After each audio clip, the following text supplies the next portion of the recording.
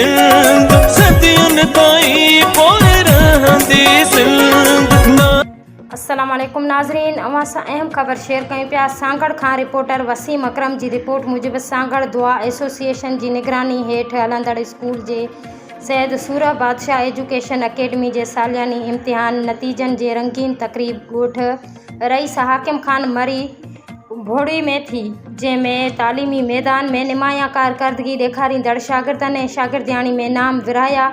उन तक़रीब में पहिरीं पोज़ीशन अक्सा, ॿी पोज़ीशन तैयबा ऐं टीं पोज़ीशन गुल निसा हासिल कई। तक़रीब जा महिमान ख़ासि दुआ एसोसिएशन बानी ग़ुलाम अली शाह, यूसी 22 जमड़ाऊ जे वाइस चेयरमैन जान अली मरी, सैयद हबीब शाह, सैयद अमीर अली शाह, शौकत अली ख़ासकेली, फ़कीर मोहम्मद ख़ान चांग ऐं ॿियनि मौज़िज़ शिरकत कई। महिमाननि पंहिंजे ख़िताब में स्कूल जे बहितरीन कारकर्दगी खे साराहियो ऐं चयो त अहिड़ियुनि तक़रीबनि सां ॿारनि जो हौसला अफ़ज़ाई थिए थी ऐं तालीम ॾांहुं लाड़ो वधीक वधे थो ऐं ॿारनि जी बि भरपूर हिमत अफ़ज़ाई कई वञे थी।